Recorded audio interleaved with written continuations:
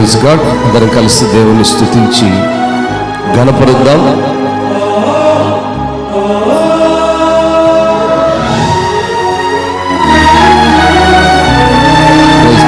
స్తోత్రం.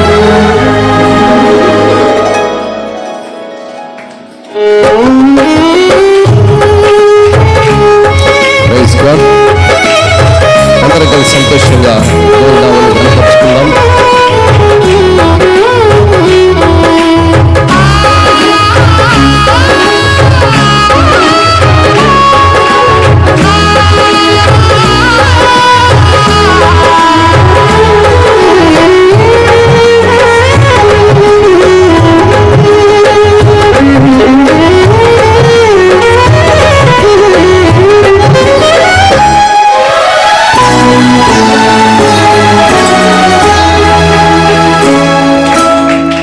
కరుణా సాగర యేసయ్యా, కను పాపగలను కాచితివి, ఉన్నతమైన ప్రేమతో మనసున మహిమగా నిలిచితివి.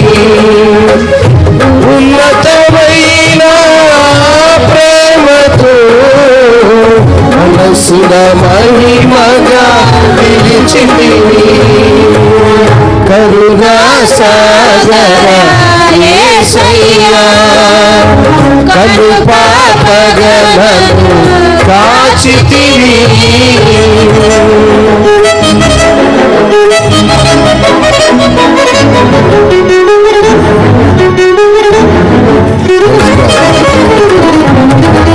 మరణస్థితిలో వదిలిపడే పరిస్థితి ఉన్నప్పుడు అభయములు ఉన్నటువంటి స్థితి నుంచి దాహము తీర్చే జీవనదిగా జీవ మార్గమును చూపేటువంటి దేవాది దేవుడు.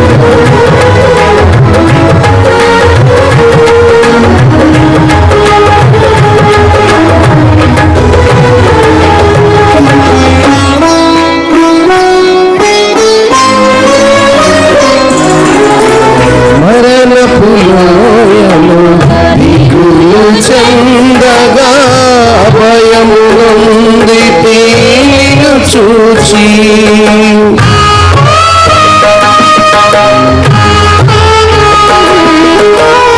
మరణపు లోయలో దిగులు చెందగా భయము నొందితి నిన్ను చూచి, దాహము తీర్చిన జీవనది జీవ మార్గము చూపితివి. దాహము తీర్చిన జీవనది జీవ మార్గము చూపితివి. కరుణా సాగర యేసయ్యా, కను పాపగలను కాచితివి.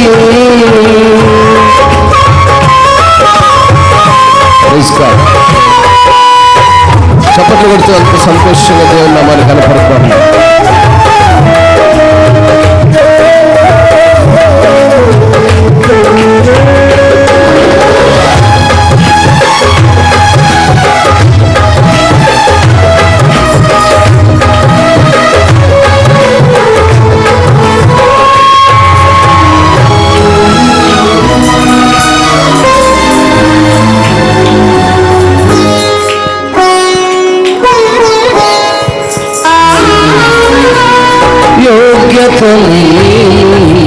పాత్రను నేను శాశ్వత ప్రేమతో నింపితి,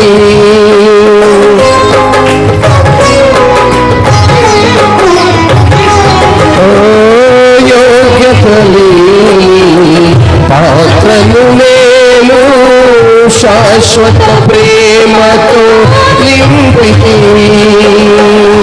ఒదిగితి నీ కౌగిలిలో ఓదార్చితివి వాక్యముతో, ఒదిగితి నీ కౌగిలిలో ఓదార్చితివి వాక్యముతో. సాగర యేసయ్యా కను పాపగలను కాచితివి. యోగ్యత లేని మనలను ఆయన ఉన్నతమైన పాత్రలుగా చేసి తన శాశ్వతమైన ప్రేమను మనపై ఉంచి మనను ఒదిగి తన కౌగిల్లో ఉన్నప్పుడు ఓదార్చేటువంటి వాక్యం ద్వారా మనం ఓదార్చబడుతున్నాము. ప్రైజ్ గాడ్, స్తోత్రం.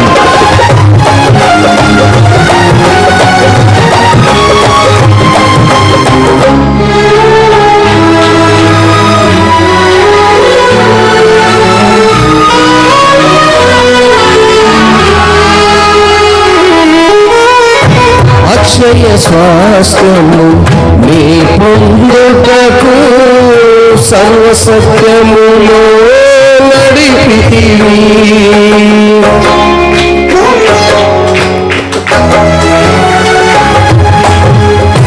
అక్షయ స్వాస్థ్యము నీ పొందుటకు సర్వసత్యములో నడిపితివి.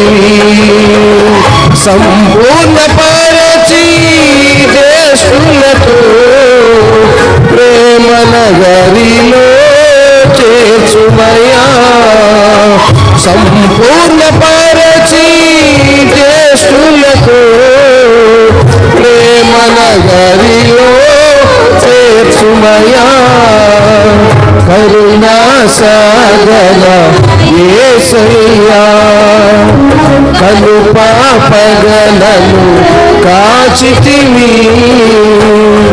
ఉన్నతమైన ప్రేమతో మనసున మహిమగా నిలిచితివి. ఉన్నతమైన ప్రేమతో మనసున మహిమగా నిలిచితివి. కరుణా సాగర యేసయ్యా కను పాపగలను కాచితివి. మంచిది. దేవుని ఉన్నతమైన కృపలో ఈనాటి వర్తమానం అందించుటకై మనము ప్రార్థించి ఎదురు చూసిన రీతిగా మరి అక్క సమాధానం అక్క టీచర్గా పనిచేస్తూ దేవుని యొక్క పనిలో మరి రఘువన్న అక్క ఇద్దరు కూడా ఆయా ప్రాంతంలోకి వెళుతూ సువార్తను ప్రకటించాలనే తృష్ణ కలిగిన వారుగా ఉంటూ మరి దినమున నిన్నటి దినం నేను ఫోన్ చేసి అడిగినప్పుడు ప్రేమతో మన సంఘమునకు రావడానికి వారు తీర్మానం కలిగి వారి సమయం హెచ్చించి మన మధ్యకు వచ్చినందుకు వారికి వందనాలు తెలియజేస్తూ ఆ మాదిరిగా మరి నాటి ఈ శిలువ ధ్యానములలోని మరి ఈనాటి వర్తమానం కొరకు అక్కని ప్రేమతో ఆహ్వానిస్తున్నాము. చిన్న ప్రార్థన చేసుకునే సమయాన్ని మరి అక్కకు అప్పగిద్దాం. పరిశుద్ధుడా దయగల తండ్రి, నీ ఘనమైన పాదాలను బట్టి వందనాలు. ఇంతవరకు నాయన నీ సన్నిధానములో మీరిచ్చినటువంటి స్వరములతో వాయిద్యములతో మిమ్మల్ని స్తుతించి గణపరిచి మహిమపరుచున్నాం. ఇది ఈ సమయంలో ప్రభువా నీ పక్షమున నీ దాసురాలు నిలబడి ఉండగా నాయనా ఆమె నోటి నుండి వచ్చే మాటలు కాక పరిశుద్ధాత్ముడా మీరుండి మాట్లాడితేనే ప్రజలు వింటారని మీరు సెలవిచ్చారు. ఆ రీతిగా తండ్రి మరి అక్కను అభిషేకించండి, మహిమతో నింపండి. నీ బిడ్డలతో ఏమైతే మాట్లాడాలో నాయన సమస్తమును మీ ఆత్మ ద్వారా నడిపించమని యేసయ్య ఘనమైన నామములో ప్రార్థించి మనవులన్నీ అడిగి వేడుకొని ముందు కొనసాగుతున్నాము తండ్రి. ఆమేన్. మంచిది.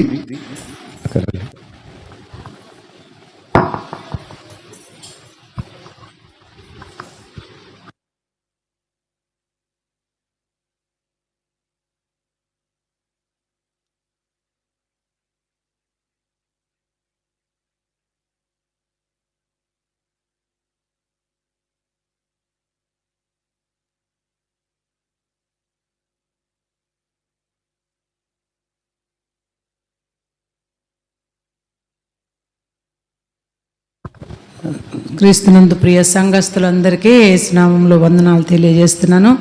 ముఖ్యంగా మీ సంఘ సేవకులు పాస్టర్ గారయ్య గారికి వందనాలు తెలియజేస్తున్నా, వాళ్ళ కుటుంబానికి కూడా వందనాలు తెలియజేస్తూ ఉన్నాను. నేను మీకు తెలుసు అనుకుంటున్నాను, చాలా సంవత్సరాల క్రితం మీ మధ్య మీ సేవకుల ద్వారానే పరిచర్యకి మేము ఈ మధ్యకి వచ్చి ఉన్నాను. ప్రభు మరలా మమ్మల్ని మీ దగ్గరికి నడిపించారు. మీ సేవకులు అక్క ఒకసారి మా మందిరానికి రండి అని ఆహ్వానించినప్పుడు చాలా సంతోషం అనిపించింది. నిజంగా ప్రభువే నన్ను మరలా అక్కడికి నడిపించాడేమో బిడ్డల మధ్యకు అని చెప్పేసి సంతోషించాను. దేవుని స్తుతిస్తూ ఉన్నాను. ప్రార్థన చేసుకున్నాను. స్తోత్రం స్తోత్రం ప్రభా, సర్వశక్తుడా, మహోన్నతుడా, గొప్ప దేవా, పరిశుద్ధుడా, యేసయ్యా మీ పరిశుద్ధ పాదములకు వేలాది స్తుతి స్తోత్రాలు వందనాలు చెల్లిస్తున్నాను. ప్రభా అత్యంత ప్రేమ కలిగిన దేవుడవు, కృప కలిగిన తండ్రివి నా దేవా, నా తండ్రి. మీ ప్రభా ఈ సంఘంలో ప్రభా మీ ఆత్మతో నింపి మీ శక్తితో నింపండి అయ్యా. పరిచర్య చేస్తున్న మీ సేవకుని బహుగా ఆశీర్వదించిన విధానం బట్టి మీకు స్తోత్రాలు ప్రభా మీ బలమైన సాధనముగా ఈ ప్రాంతంలో మీరు వాడుకుంటున్నారు తండ్రి, మీకు స్తోత్రాలు ప్రభా. అనేక మంది బిడ్డలు ప్రభా రక్షణలో కొనసాగులాగిన సహాయం చేయండి ప్రభా. నా దేవా, నా తండ్రి, మీ బిడ్డగా మీ పక్షాన నేను నిలిచి ఉన్నాను దేవా. ఈ స్థలములో ప్రభా మీరు మాట్లాడండి ప్రభా, నన్ను బూరగా వాడుకునండి ప్రభా, సహాయం చేయండి. సర్వశక్తిమంతుడా, మీ అంత ప్రేమ మీ ప్రభా మీరు చూపించిన ప్రభా నా తండ్రి అమితమైన ప్రేమను బట్టి మీకు స్తోత్రాలు ప్రభా. అట్టి ప్రేమను ఈ బిడ్డలతో పంచుకొనిలాగున సహాయం చేయండి ప్రభా. మీరు చూపిన కృపను బట్టి ప్రభా మేము జీవించున్నాం దేవా. ఇంతవరకు మేము సజీవులుగా ఉన్నామంటే ప్రభా అది కేవలం మీ కృప మాత్రమే దేవా. మానవ మాత్రం దేవా ఎందుకు పనికిరాని వారం కానీ ప్రభా.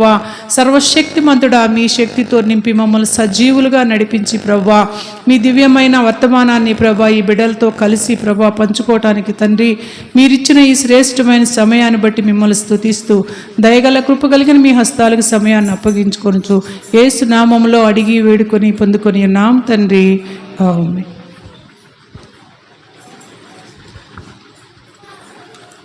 ఈ దినము చక్కటి స్వరాలతో చాలా చక్కగా పాటలు పాడారు. నేనైతే చాలా సంతోషించమ్మా, మీ స్వరాలు విని చక్కగా పాటలు పాడారు. మీ సేవకులు చాలా బాగా పాడారు పాటలు. మీరు కూడా మిమ్మల్ని కూడా చాలా బాగా నడిపించారు. చాలా అందంగా దేవుని స్తుతించు, దేవుడు సంతోషించేటట్లు పాటలు పాడారు. మన స్వరాలు కాదు కానీ మనం చూపించిన ప్రేమకు దేవుడు కూడా కదిలిపోవాలన్నమాట. అంత చక్కగా మీరు పాటలు పాడారు. నాకు చాలా ఆనందం అనిపించింది ఈ దినము. మనం వాక్యం చదువుకొని ముందుకెళ్దాం. యోహాను సువార్త 3వ అధ్యాయము 16వ వచనం చదువుకుందాం. దేవుడు లోకమును ఎంతో ప్రేమించెను, కాగా ఆయన తన అద్వితీయ కుమారునిగా పుట్టిన వాని యందు విశ్వాసముంచు ప్రతివాడును నశింపక నిత్య జీవము పొందునట్లు ఆయనను అనుగ్రహించెను. లోకము తన కుమారుని ద్వారా రక్షణ పొందుటకే గాని లోకమునకు తీర్పు తీర్చుటకు దేవుడు ఆయనను లోకములోనికి పంపలేదు. ఆయన యందు విశ్వాసముంచు వానికి తీర్పు తీర్చబడదు. విశ్వసింపని వాడు దేవుని అద్వితీయ కుమారుని నామమందు విశ్వాసముంచలేదు గనక వానికి ఇంతకు మునుపే తీర్పు తీర్చబడెను. దేవుడు లోకమును ఎంతో ప్రేమించదు. ఇప్పుడు మీరు పాట పాడారు కదా, ఒక పాట, నేనంటే నీకెందుకు ఈ ప్రేమ. చూడండి దేవునికి ఎంత ప్రేమ అంటే దేవుడు లోకంని ఎంతో ప్రేమించాడు. అది ఇంకా దానికి లిమిటేషన్స్ అనే లేవు, ఇంత అని లేదు. తల్లిదండ్రులు ప్రేమిస్తారు, కొంతవరకు ప్రేమిస్తారు, వారు కూడా పరిపూర్ణంగా ప్రేమించామని అనుకుంటారు. కానీ వాళ్ళ ప్రేమ కూడా కొంత లిమిటేషన్ అనేది ఉంటుంది, కొంచెం హద్దు ఉంటుంది. కానీ దేవుని ప్రేమకు హద్దు లేదు. ఇప్పుడు నిన్న వాక్యం చెప్పిన సేవకులు చెప్పారు కదా, నినివే పట్టణస్థులు ఎంత ఘోరమైన పాపాలు చేస్తారో మనందరూ తెలుసు, విని ఉంటారు మీరందరూ. కానీ వాళ్ళు దేవుని యొక్క శాపానికి గురై కూడా మరలా దేవుడు వాళ్ళ ప్రార్థన ఆలకించి మనసు మార్చుకున్నాడు కదా, మనసు మార్చుకొని ఆ పట్టణాన్ని రక్షించాడు. ఎంత గొప్ప ప్రేమ! ఆ ప్రేమను మనము కొలవలేం. ఇక్కడ మందిరం చాలా బాగుంది, మీ సేవకులు చాలా చక్కగా చెప్తున్నారు, మీరంతా కూడా చాలా యాక్టివ్గా ఉన్నారు, చాలా మంచిగా ఉన్నారు. కానీ ఆడవాళ్ళకి ఒక్కరికే కాదమ్మా దేవుడు ఈ మందిరంలో, ఈ సంఘంలో మగపిల్లలు కానీ పెద్దవాళ్ళు కానీ నాకు ఎవరు ఎక్కువ మంది కనిపించట్లేదు. దేవుడు అందరికీ, యేసుక్రీస్తు అందరికీ ప్రభు. మన స్త్రీలకు ఒక్కలకే కాదు, పురుషులకు ఒక్కలకే కాదు, పిల్లలకు ఒక్కలకే కాదు, అందరికీ ప్రభు.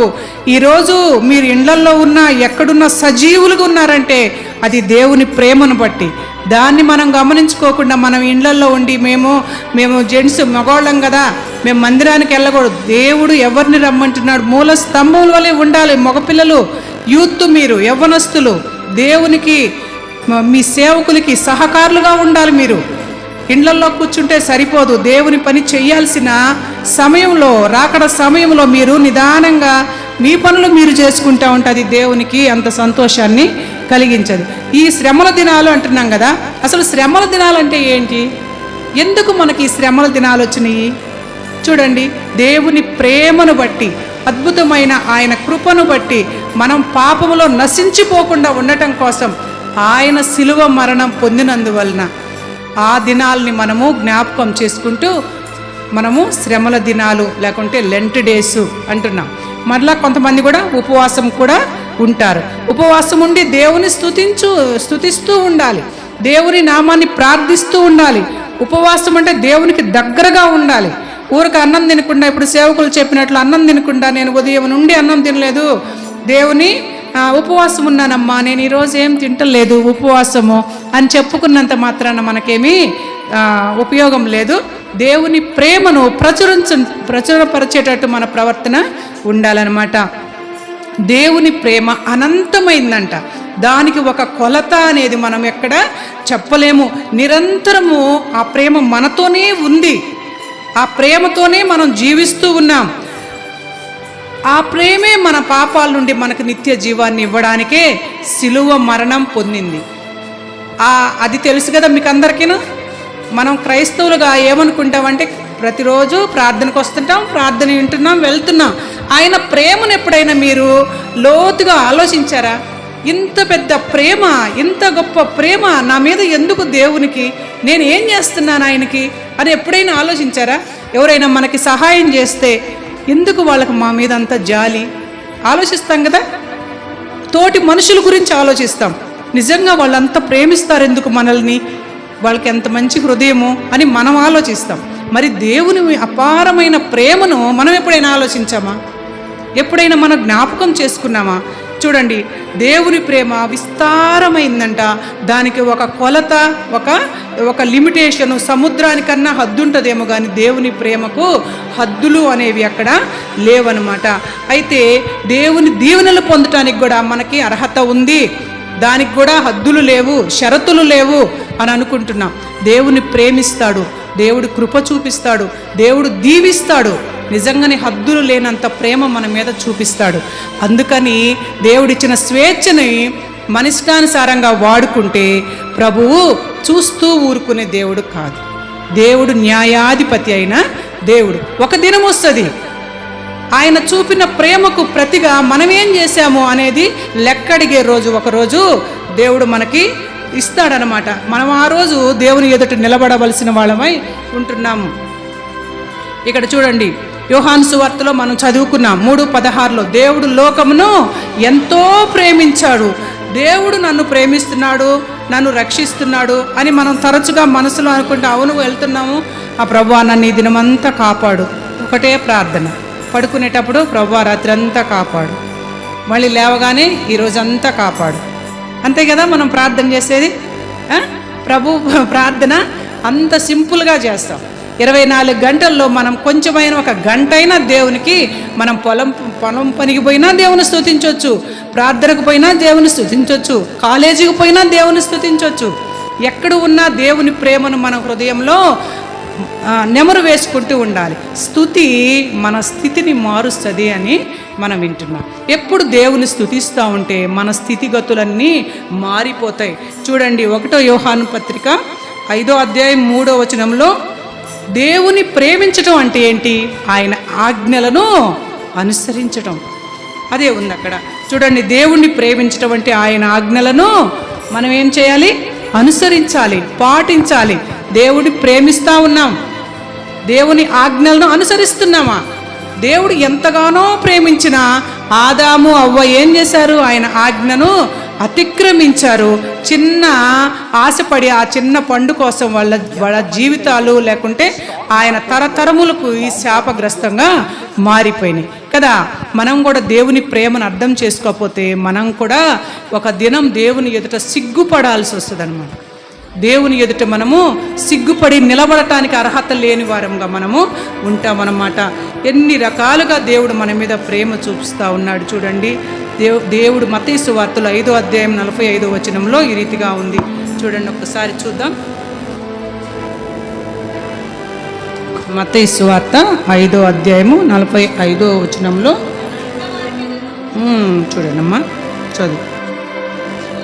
ఆయన చెడ్డవారి మీదను మంచివారి మీదను తన సూర్యుని ఉదయింపచేసి నీతిమంతుల మీదను అనీతిమంతుల మీదను వర్షము కురిపించుచున్నాడు. దేవుని ప్రేమలో ఏం తేడా లేదు. దేవుడు నీతిమంతుల్ని చూస్తూ ఉన్నాడు, అనీతిమంతులను కూడా అదే ప్రేమతో చూపిస్తూ ఉన్నాడు. మనమేమనుకుంటాం, నేను ఇంత భక్తి జీవితం జీవిస్తున్నాను, ఇంత విశ్వాసిగా ఉన్నాను, మరి నేను ఇన్ని కష్టాలు పెడుతున్నా, ఏ బాధ లేదు, అసలు దేవుని మాటే ఎత్తుకోడు, చర్చికే పోరు, వాళ్ళ కుటుంబం ఏంది అంతగా వర్ధిల్లింది అని మనం అనుకుంటాం. అంటే దేవుని యొక్క ప్రేమ ఆ రాకడ సమయం వరకు, మనము పోకడ సమయం వరకు, దేవుని ఎదుట నిలబడే సమయం వరకు ఒకేలాగుంటుంది. మనము దేవుని ఎదుట నిలబడాల్సి వచ్చినప్పుడు మన ప్రేమకు ప్రతిఫలంగా మనకి ప్రతిఫలం అందుతుంది. వాళ్ళ దుష్టత్వానికి ఫలితంగా అది కూడా వాళ్ళకి ప్రతిఫలంగా అందుతుందన్నమాట. కాబట్టి మొదట దేవునితో మనం స్నేహం చేయాలంట. ఏం చేయాలి? మీకు అందరికీ ఫ్రెండ్స్ ఉంటారు, కాలేజీలో లేకుంటే ఇండ్ల పక్కోళ్ళు ఉంటారు కదా. ఆడవాళ్ళకి మరి ఎక్కువగా స్నేహితులు ఎక్కువగా ఉంటారు, ముచ్చట్లు చెప్పుకోవటానికి మనకి కదా. దేవునితో స్నేహం ఎప్పుడన్నా చేశారా? దేవుడు నా ఫ్రెండు, మా నాన్న, నా అధికారి, నా ప్రభువు అని మీరు ఎప్పుడన్నా అనుకున్నారా? దేవుడు నా సొంతం, దేవునికి నాకు ఒక బంధం ఉంది అని ఎప్పుడన్నా అనుకున్నారా? దేవునికి మనకొక బంధం ఉండాలి. చూడండి, మనం ఎక్కడైనా దూర ప్రాంతంలో మన పిల్లలున్నా లేకుంటే మన తల్లిదండ్రులున్నా వాళ్ళకి మనకు ఒక బంధం ఖచ్చితంగా ఉంటుంది. అవును కదా. వాళ్ళకి ఏదన్నా అక్కడ బాగలేదనుకో, ఇక్కడ మనకు మనసంతా ఒకలాగా మన 6th సెన్స్ పనిచేస్తూ అంటే మన హృదయం అంతా భారంగా అనిపిస్తూ ఉంది కదా. మరి దేవునికి మనకు కూడా అంతే ఒక కనెక్షన్ ఉన్నప్పుడు, దేవునితో మనకి బంధం ఉన్నప్పుడు దేవుడు మనల్ని బట్టి లక్ష్య పెట్టే దేవుడై ఉన్నాడు. నా బిడ్డలు ఏం చేస్తున్నారు, ఏం తింటున్నారు, ఎలా ఉన్నారు అన్నీ మనల్ని గమనిస్తూ ఉంటాడు ప్రభు. చూడండి, ఇక్కడ చూడండి ఏముందంటే, బైబుల్ చదవటము దేవుడు మనతో మాట్లాడుతూ ఉంటాడు. స్నేహం ఉన్నప్పుడు అంతే కదా. ఇప్పుడు స్నేహం లేనోళ్ళు ఎవరితోటన్నా, నాకు కొత్తగా ఈ అమ్మాయి తెలుసు, కొత్తగా పరిచయం అయింది, ఏమ్మా బాగున్నావా, బాగున్నాను ఆంటీ, అంతవరకే కదా మా పరిచయం ఉండేది. అదే నాకు బాగా తెలిసిరా పాస్టమ్ గారు ఉన్నారనుకో, అయ్యేమ్మా బాగున్నారా, ఇంట్లో సంగతులే అయ్యి మరి ఎక్కువసేపు మాట్లాడుకుంటాం కదా. దేవునితో సంబంధం ఉన్నప్పుడు మనం ఎక్కువసేపు దేవునితో ప్రార్థన చేసే అవకాశం ఉంటుంది. మనకి పరిచయమే లేదు, ఎక్కువ పరిచయం లేదు, అందుకనే రాత్రిపూట ఒక ప్రార్థన, ఉదయాన్నే ఒక ప్రార్థన, తినేటప్పుడు ఒక ప్రార్థన అయిపోయింది కదా.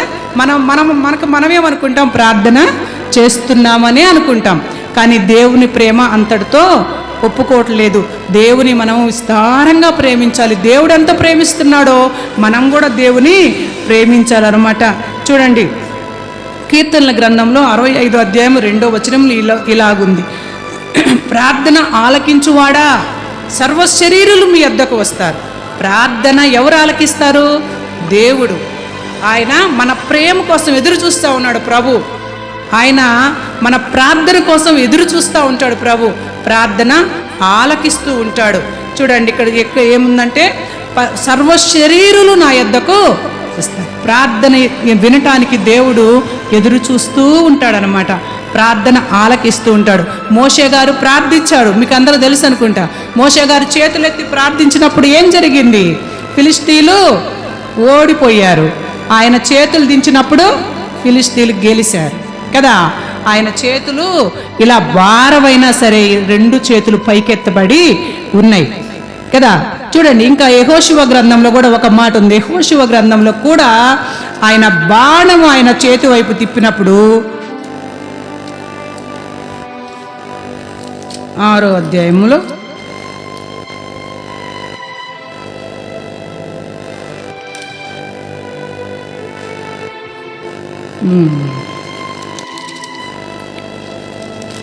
యెహోషువ గ్రంథంలో కూడా చూడండి 10వ అధ్యాయము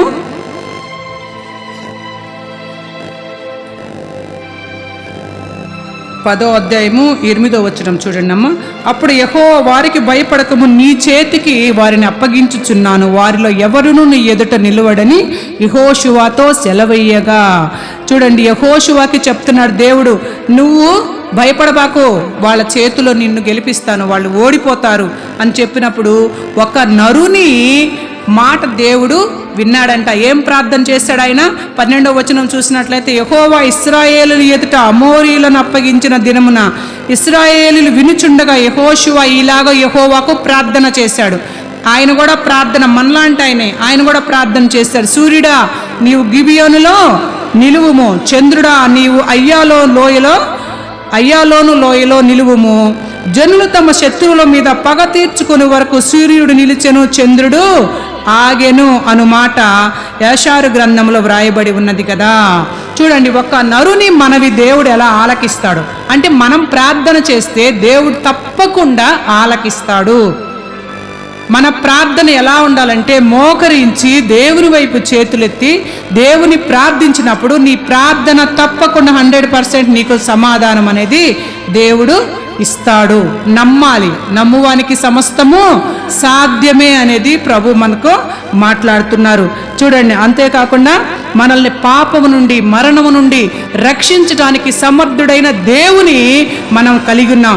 యెషయా గ్రంథం 53వ అధ్యాయంలో ప్రభు అదే చెప్తా ఉన్నాడు. చూడండి ఒక్కసారి ఆయన ఏం చేశాడు మన కోసం, ఒక్కసారి చూద్దామమ్మా.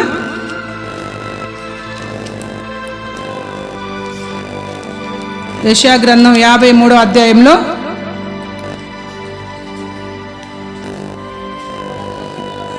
మన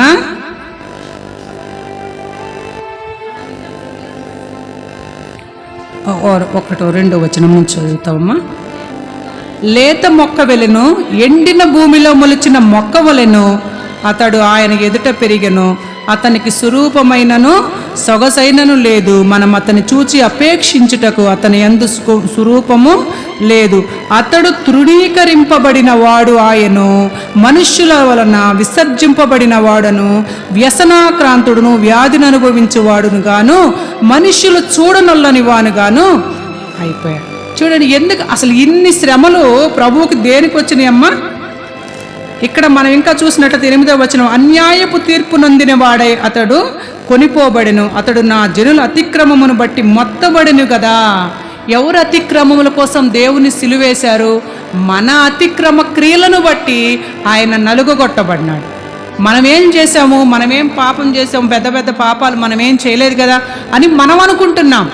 చిన్న తప్పు కూడా పాపమే, దేవుని దృష్టికి చిన్న అబద్ధం కూడా పాపమే. దేవుని ఎదుట సిగ్గుపడే పనులు అవే. మనం చేసే చిన్న చిన్న పాపాలే దేవుని ఎదుట మనల్ని సిగ్గుపడేటట్టు చేస్తాయి అన్నమాట. చూడండి, ఇక్కడ అలాగే ఉంది. చూడండి 10వ వచనం అతన్ని నలుగుగొట్టుటకు యెహోవాకు ఇష్టమైంది, తన కుమారుణ్ణి పంపించాడు ప్రభు. ఎందుకు? నిన్ను నన్ను రక్షించటం కోసం తన కుమారుణ్ణి పంపించాడు. దానిలో ఏముందంట? ప్రేమ ఉన్నది. దానిలో దేవుని యొక్క ప్రేమ ఉన్నది.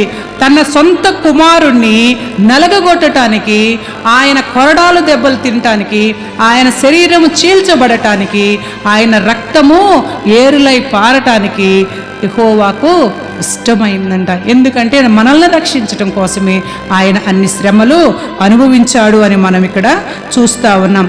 అలాగే అంతేకాకుండా ఎంతో ఇష్టమైన తన ముద్దు కుమారుణ్ణి మన కొరకు ఈ లోకంలోకి పంపించాడు అనేది మనము ఎరగవలసిన సత్యంలాగా ఇక్కడ ఉంది.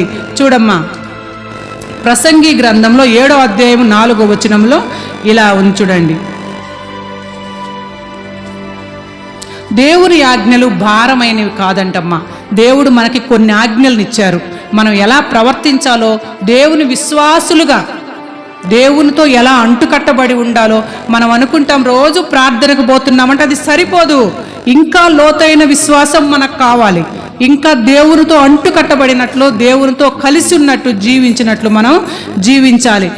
చూడండి. జ్ఞానుల మనసు ప్రలాపించు వారి ఇంట మీద నుండును, అయితే బుద్ధిహీనుల తలంపు సంతోషించు వారి మధ్య నుండును. చూడండి, దేవుడు మనకి కొన్ని ఆజ్ఞలు ఇచ్చాడు. ఒక విశ్వాసిగా, ఒక దేవుని బిడ్డగా మనమేం చేయాలంటే ప్రలాపించే వాళ్ళ ఇంటి దగ్గరికి వెళ్ళాలి. ఎవరైనా కష్టంలో ఉన్నప్పుడు, బాధలో ఉన్నప్పుడు, దుఃఖంలో ఉన్నప్పుడు, ఏదైనా జరగరాని ఆ కుటుంబంలో జరిగినప్పుడు మనం ఆ ఇంటికి తప్పకుండా వెళ్ళాలి.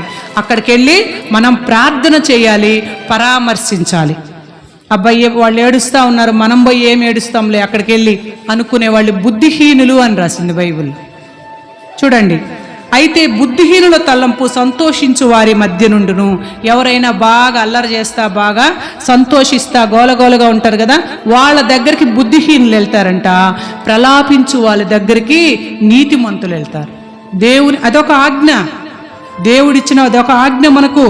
అలా దేవుడు చెప్పిన మాటల్ని, అంటే ఆ 10 ఆజ్ఞల్లో అది కాదమ్మా, ఇది దేవుడిని యొక్క విశ్వాసి పాటించవలసిన ఒక అత్యవసరమైనటువంటి ఒక మాట ఇదనమాట.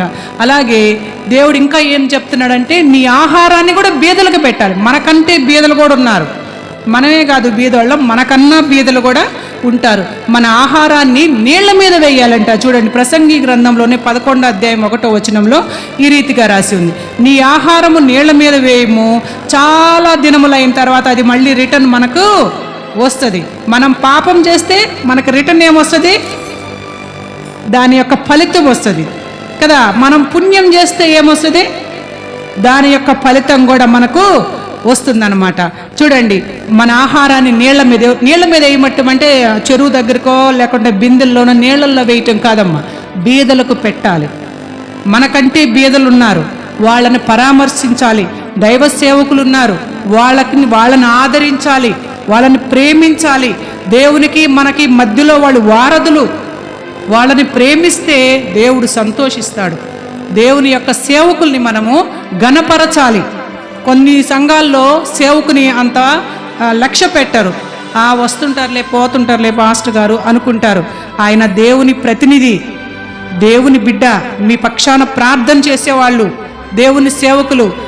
ఇక్కడ ఈ సేవకులే కాదు, ఏ సేవకులను కూడా వాళ్ళ మనసు కష్టపడకూడదంట. వాళ్ళ మనసు మనము బాధ పెట్టకూడదు. వాళ్ళేం బయటికి వ్యక్తపరచరు, వాళ్ళ బాధని ఎవరితో చెప్పుకోరు. దైవ సేవకులు ప్రార్థన చేస్తాం, దేవుడే చూసుకుంటాడు అనుకుంటారు, కానీ వాళ్ళ మనసు నొచ్చుకోకూడదు అని ఉంది మనకి. దైవ సేవకుల్ని ప్రేమించాలి, అది కూడా దేవుని ప్రేమలో ఒక భాగమే. దైవ సేవకుల్ని ప్రేమించాలి, బీదల్ని ప్రేమించాలి. చూడండి, మన ఆహారాన్ని నీళ్ల మీద వేయాలంట. నీళ్ల మీద వేసినప్పుడు అది తిరిగి మనకు ప్రతిఫలంగా వస్తుంది. పాపం చేసిన వాళ్ళకి ప్రతిఫలం వస్తుంది. పాపం వలన ఏమొస్తుందంట? మరణం వస్తుందని ఉంది బైబిల్ కదా. పాపం చేయకూడదు, పాపం చేస్తే దాని ఫలితం కూడా మనం అనుభవిస్తాము. మంచి పనులు చేస్తే దాని ఫలితం కూడా అనుభవిస్తాము. మత్తయి సువార్తలో 13వ అధ్యాయంలో ఈ రీతిగా రాసిందమ్మా. మత్తయి సువార్త 13వ అధ్యాయము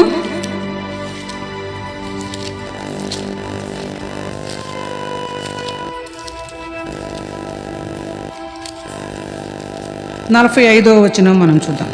13వ అధ్యాయము చూద్దాం. మరియు పరలోక రాజ్యము మంచి ముత్యములను కొన వెదకుచున్న వర్తకుని పోలి ఉన్నది. అతడు అమూల్యమైన ఒక ముత్యమును కనుగొని పోయి తనకు కలిగినదంతయు అమ్మి దానిని కొనును. మరియు పరలోక రాజ్యము సముద్రములో వేయబడి నానా విధములైన చేపలను పట్టిన వలను పోలి ఉన్నది. చూడండి, అది నిండినప్పుడు దానిని దరికి లాగి కూర్చుండి మంచి వాటిని గంపలలో చేర్చి చెడ్డ వాటిని బయట పారవేయుదురు. చూడండి, పరలోక రాజ్యం క్లియర్గా ఉంది మన ఎదుట. మనము ఏం చేస్తే దాని ఫలితం మన ఎదుట కనపడుతూ ఉంటుంది. మీరు రాసిన ఎవరైనా స్టూడెంట్స్ ఉన్నారేమో ఇక్కడ, మీరు రాసిన ఎగ్జామ్ను బట్టి దాని ఫలితం ఉంటుంది, అంతే కదా. ఏం రాస్తారో ఫలితం మీరు అనుకుంటారు, రాసిన రోజే అర్థమవుద్ది మనకి. మన ఆత్మీయ జీవితం కూడా మనకు తెలుస్తుంది. నేను ఇంత భక్తిగా లేనే, అవునా కాదు అనుకుంటాం, ఖచ్చితంగా తెలిసిపోద్ది. మన భక్తి ఏందో మనకు తెలిసిపోద్ది, మనం రాసిన పరీక్ష ఏందో మనకు తెలిసిపోద్ది. రాసిన రోజే చెప్తాం, నాన్న 80 మార్కులు వస్తాయి, 90 మార్కులు వస్తాయి, ఏమో పోతుందేమో నాన్న సరిగా అని చెప్తామా లేదా?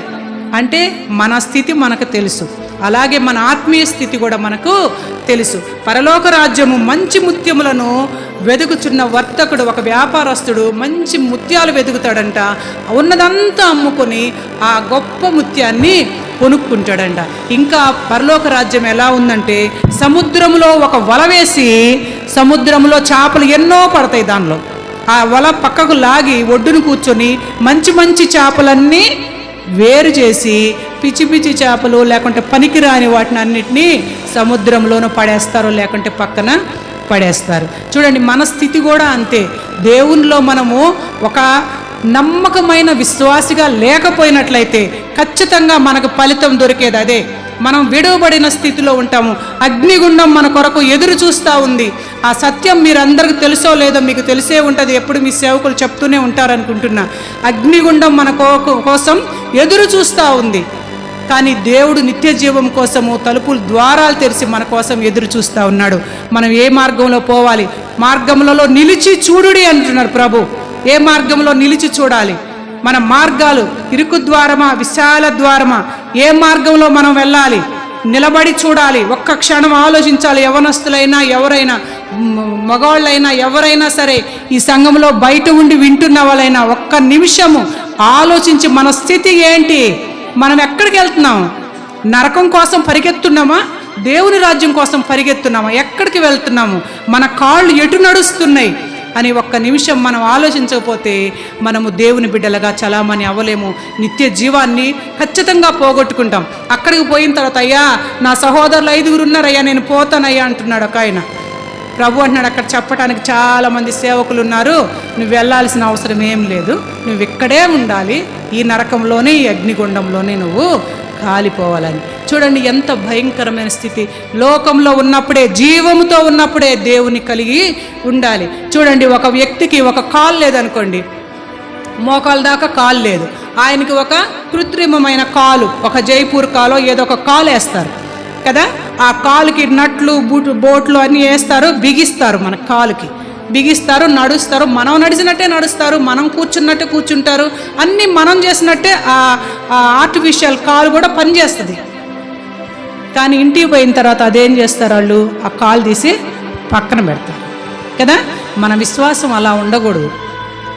మనము రక్త మాంసములు మనలో ప్రవహిస్తూ ఉన్నాయి. ఆ శరీరంలో మన కాలు ఒక భాగం, మన చెయ్యి ఒక భాగం. ఇది రక్తం మన ఒళ్ళంతా ప్రవహిస్తుంది, అవునా కాదా?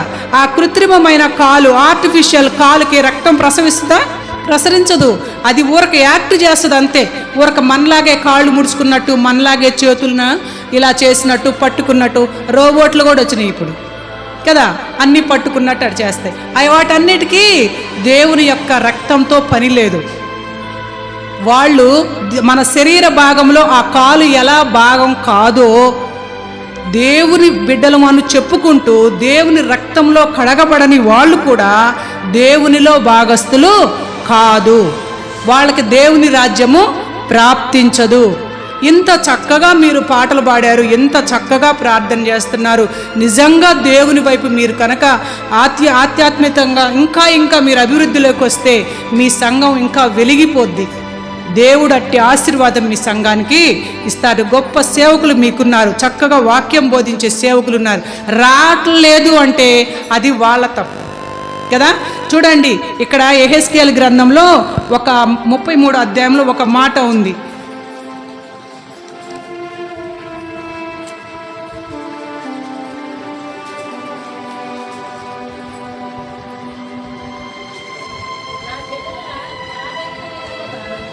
అమ్మా 33:2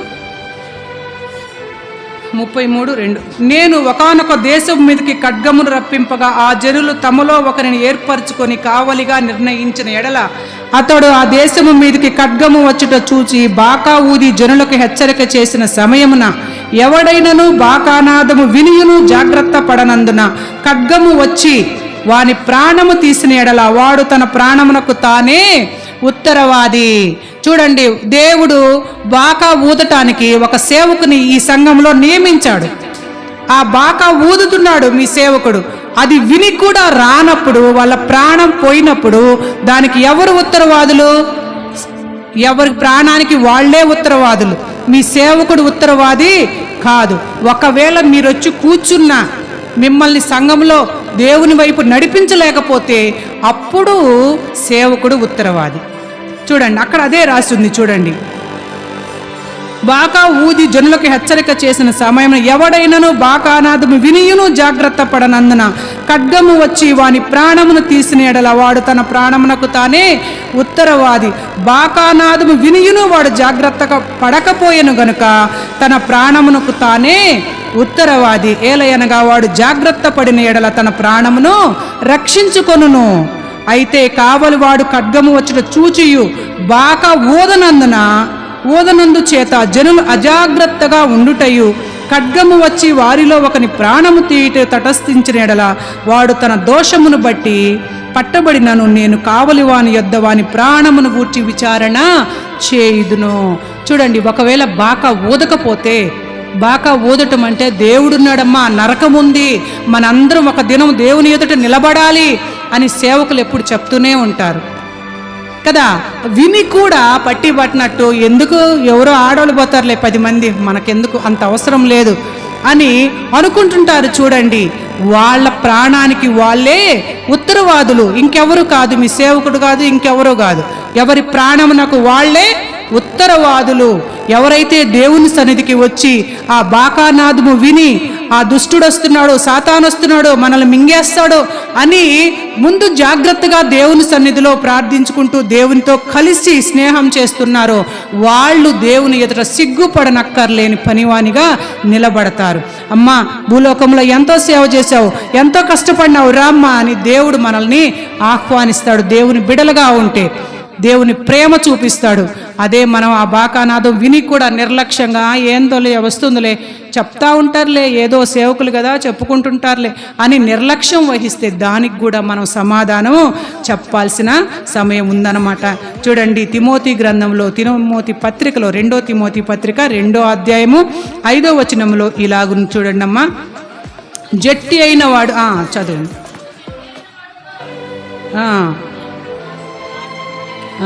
చూడండి, జట్టి అయిన వాడు పోరాడేటప్పుడు నియమం ప్రకారం పోరాడాలి. మనము క్రైస్తవులుగా, దేవుని బిడ్డలుగా మనకొక నియమం ఉంది, మనకొక కట్టడి ఉంది. దాన్ని దాటి ప్రవర్తిస్తే మనము నియమాన్ని దాటినట్టే. మీకు అందరికి తెలుసు, మనం ఆటలాడుకుంటాం కదా, ఆట ఆడేటప్పుడు గీతలు గీస్తారు, ఆ గీత దాటితే అవుట్ అయిపోయినట్టే, అవును కదా. జట్టి అయిన వాడు పోరాడినప్పుడు నియమం ప్రకారం పోరాడాలి. చూడండి, మనందరికి స్త్రీలుగా మనందరికి తెలుసు, మనందరికి పచ్చి ఉండటం అంటే చాలా తెలుసు, అవును కదా. మరి క్రైస్తవత్వంలో కూడా, దేవుని సేవల్లో కూడా, దేవుని రక్షణలో కూడా పచ్చి ఉందమ్మా. పాపం చేయకుండా ఉండాల్సిన పథ్యం ఉంది, చెడ్డ చూపు చూడకుండా ఉండాల్సిన పథ్యం ఉంది, నోటి మాటలు తప్పుగా మాట్లాడకుండా ఉండాల్సిన పథ్యం ఉంది. చూడండి, యెషయా గ్రంథం 6వ అధ్యాయంలో ఇలా రాసి ఉంది, నా పెదవులు అపవిత్రమైన ప్రభువా, నీ పరిశుద్ధాత్మ అగ్నితో నన్ను కాల్చు ప్రభువా అని అడుగుతున్నాడు. చూడండి, యెషయా గ్రంథంలో ఉంది 6వ అధ్యాయంలో. మన పెదవులు కూడా అపవిత్రమైపోతాయి, కొన్నిసార్లు మన మాటలు అపవిత్రమైపోతాయి. దేవుని దృష్టికి అయ్యో, దేవుడు బాధపడుతున్నట్టు మనం చేస్తామన్నమాట. ఏబు గారి గురించి మీకు అందరికి తెలిసిందే ఇదండి. నేను ఏబు గారు చూడండి ఏం చేశాడు ఆయన. చూడు, భూలోకంలో నాకు ఒక సేవకుడు ఉన్నాడు, ఆయన ఏమైనా చేయగలవా, అంత గొప్ప విశ్వాసి అని దేవుడు సాతానుతో ఛాలెంజ్ చేసినప్పుడు, ఆ సాతాను అన్నీ ఇచ్చావయ్యా నువ్వు ఆయనకి, అన్నీ ఇవ్వబట్టి అలా ఉన్నాడు, అన్నీ ఇవ్వకపోతే ఆయన చూస్తావు నువ్వు అని చెప్పేసి అంటాడు. అన్నీ తీసేసుకో, అన్నిటికీ అధికారం ఇచ్చాడు ప్రభు. ఆయన ప్రాణం తప్ప అన్నిటి మీద అధికారం ఇచ్చాడు. ఆయన ప్రాణం మాత్రం నువ్వు తీయకూడదు అని చెప్పేసి ప్రాణం మాత్రము తీయకుండా ఉంటే సమస్తం కోల్పోయాడు. పిల్లల్ని కోల్పోయాడు, ఆస్తి కోల్పోయాడు, అన్నీ కోల్పోయాడు. ఆఖరికి సాతానుడు వాళ్ళ భార్యలో దూరి కూడా ఇంకెందుకయ్యా విశ్వాసం అని దేవుడని ఇలా చేస్తావు, ఒక్కసారి దేవుని దూషించి చచ్చిపోరాదు, నిన్ను చూస్తుంటేనే అసహ్యంగా ఉంది, ఒళ్ళంతా పుండ్లు, అవి గీరుకోలేక మా ఎదుట వాసన వస్తూ ఉంది అని దూషించిన బుద్ధిహీనరాల్లాగా మాట్లాడవద్దు. మనమంతా దేవునిచ్చే కృపలే అనుభవించాలా, శాపాలు అనుభవించకూడదా, నష్టాలు అనుభవించకూడదా అని చెప్పేసి ఆయన విశ్వాసాన్ని నిలబెట్టుకున్నాడు. దేవుని గెలిపించాడు ఆయన విశ్వాసం. కాబట్టి దేవుని ప్రేమను నిర్లక్ష్యం చేయకుండా దేవుని యందు భయభక్తులు కలిగి ఉన్న వాళ్ళకి దేవుని ఇచ్చే మేలులు అంత గొప్పగా ఉంటాయన్నమాట. అలాగే ఇర్మియా గ్రంథంలో 31వ అధ్యాయము 3వ వచనంలో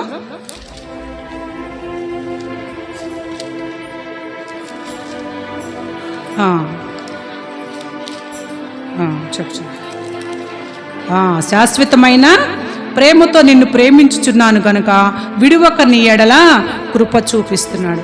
చూడండి, శాశ్వతమైన ప్రేమ. ఆ ప్రేమకు కొలతలు అనేవి లేవమ్మా. ఆ ప్రేమకు కొలతే లేదు. శాశ్వతమైన ప్రేమతో ప్రేమిస్తున్నాడు. విడువక నీ ఎడల కృప చూపిస్తున్నాడు. ఈరోజు జీవంతో ఉన్నామంటే దేవుని కృప మాత్రమే. దేవుణ్ణి మనల్ని ప్రేమిస్తూ ఉన్నాడు. చూడండి, దేవునిలో ప్రేమిస్తున్నాడు. ప్రేమ ప్రేమ ప్రేమ అని కొత్త నిబంధనలో 316 సార్లు ఉందంట. కొత్త నిబంధనలో, పాత నిబంధనలో 751 సార్లు ఉందంట. మొత్తం పుస్తకం, మొత్తం పరిశుద్ధ గ్రంథం. ఎంత ప్రేమ కలిగిన దేవుడు! ఒక్క మనిషి మన ఇంట్లో భార్యనో భర్తనో మన అన్నయ్యో తమ్ముడో మనల్ని ఒకసారి మంచిగా ప్రేమించి మాట్లాడి, అబ్బా నువ్వు బాగా చదువుకుంటావు అక్క, లేకుంటే నువ్వు మంచిదాని అని చెప్పినప్పుడు వాళ్ళ మీద మనకి ఎంతో కృతజ్ఞత కలిగి ఉంటాం. మరి దివారాత్రులు మనల్ని కాపాడుతూ, మనల్ని రక్షిస్తూ, మనల్ని పోషిస్తూ, మనల్ని బ్రతికిస్తున్న దేవునికి మనమెంత కృతజ్ఞత కలిగి ఉన్నాం.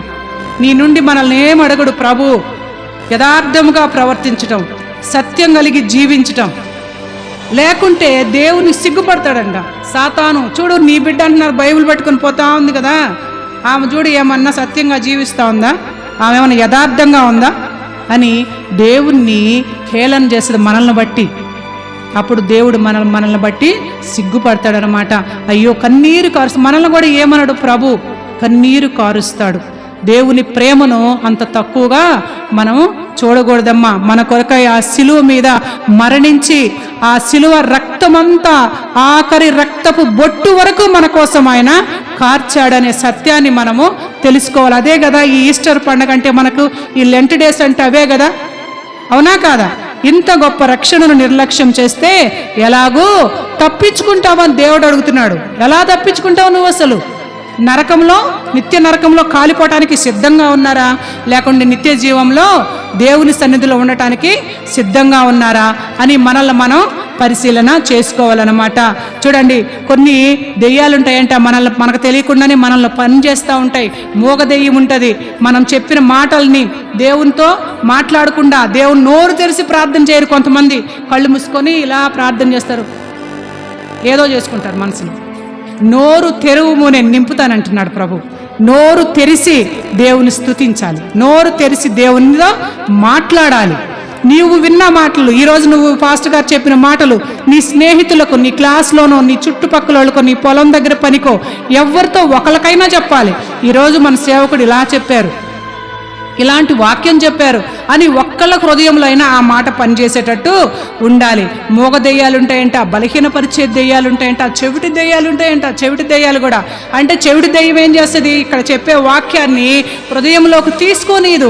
అసలు వినపడనట్టే ఉంటుంది అనమాట. వింటాం, వెళ్ళిపోవటం, గేటు దాటంగానే అది ఎటు పోద్దో మనం ఎటు పోతాం. చెవిటి దెయ్యాలు అంటే కొన్ని సాతాను శక్తులు మన మీద పని చేయటానికి ప్రయత్నం చేస్తూ ఉంటాయి. కాబట్టి మనము వాటన్నిటిని లక్ష్య పెట్టకుండా దేవుని వైపు చూస్తూ ఉంటే దేవునిలో అంటుకట్టబడాలంట. ఒక చెట్టుకి ఇంకొక చెట్టును అంటుకట్టబడితే అది ఎప్పుడు శాశ్వతంగా ఒక చెట్టులాగే పెరుగుద్ది కదా. అలా దేవునిలో మనం అంటుకట్టబడినప్పుడు ఒక చెట్టులాగే ఉండాలి. చూసిన వాళ్ళకి ఈ ఒక్క చెట్టే అనిపించాలి. దేవుని బిడ్డ అని మనం కనపడాలి. దేవుని మనల్ని చూడగానే దేవుడు గుర్తు రావాలి వాళ్ళకి. మనల్ని చూడగానే దెయ్యంలాగుంది ఈమె, సాతాను బిడ్డే అనుకోకుండా లోకంలో కూడా దేవుని బిడ్డలాగా మనం కనపడాలన్నమాట. నిత్యమైన దేవుని కృపను మనం నిర్లక్ష్యం చేస్తే దాని నుండి తప్పించుకోవటానికి మన చేత కాదమ్మా. కాబట్టి దేవుడిచ్చిన మహాకృపను ఈ లెంట్ డేస్లో, ఈ రక్షణ దినాల్లో, ఇవి శ్రమల దినాలు కాదు, మనల్ని రక్షించడానికి దేవుడు పడిన శ్రమలు. మనల్ని శ్రమల దినాలు అనుకుంటున్నాం, ఇవి రక్షణ దినాలు. మనల్ని రక్షించటానికి ఆయన పడిన శ్రమని మనం శ్రమల దినాలు అంటున్నాం. కాబట్టి నా దృష్టిలో అయితే అవి రక్షణ దినాలు. మనల్ని రక్షించటానికి దేవుడు పడిన శ్రమ అది. నిన్ను నన్ను విడిపించటానికి, నిన్ను నన్ను రక్షించటానికి దేవుడు ఈ శ్రమని అనుభవించాడు. నిత్య జీవాన్ని పొందుకోవటం కోసం మనము దేవుని యొక్క మహాకృపను బట్టి ఆ దేవుడు మా యెహోవా తండ్రి యేసుక్రీస్తు ప్రభు వారిలాగా ఈ లోకంలోకి వచ్చి నిన్ను నన్ను రక్షించి మనల్ని నిత్య జీవం చేర్చాలని దేవుడు సంకల్పం పొందుకున్నాడు అనమాట. అందును బట్టి దేవుని ప్రేమను మనము అర్థం చేసుకోవాలి. అయ్యా, నన్ను విడిచి ఎందుకు పోవా, నీ ప్రేమ నా మీద ఎందుకు, ఇంత ప్రేమ ఎందుకు, ఇంత దుర్మార్గుడిని, ఇంత హంతకుడిని, ఇంత నరరూప రాక్షసుడిని నేను ఇంత ప్రేమ ఎందుకయ్యా నీకని ప్రశ్నించడంగా దేవుని ప్రేమకు లొంగిపోవాలి. మనం దేవుని ప్రేమకు లొంగిపోయినప్పుడు దేవుడు నిన్ను అద్భుతంగా ఆశీర్వదిస్తాడు. దేవుని ఉన్నత శిఖరాలు ఎక్కిస్తాడు. ఆధ్యాత్మికంగా దేవుని సన్నిధిలో నిన్ను ఖచ్చితంగా దేవుని సన్నిధిలో నిన్ను తన పక్కన కూర్చుని అర్హతను దేవుడు మనకు ఇస్తాడనమాట. దేవుని బిడ్డలుగా ఒకసారి ఊహించుకోండి, పరలోకంలో దేవుని సన్నిధిలో మనం ఉన్నట్టు ఊహించుకోండి, ఎంత అద్భుతంగా ఉంటుందో. అలా కాకుండా నరకంలో అగ్నిలో కాలిపోతూ ఉంటాయి, అది ఎలా ఉంటుంది చూడండి, ఎంత భయంకరమైన స్థితో. కాబట్టి దేవుడిచ్చిన అవకాశాన్ని జీవముతో ఉన్నప్పుడే దేవుని ప్రేమను మనం గుర్తించి దేవునితో కలిసి జీవించి దేవుని యొక్క అద్భుతమైన సన్నిధిలో మనం కూడా చేరి నిత్య జీవం పొందుకోవాలని కోరుకుంటూ మరి ఈ సమయం ఇచ్చిన సేవకులకి కృతజ్ఞతలు తెలియజేస్తూ ముగిస్తాను. థ్యాంక్ యూ అయ్యా.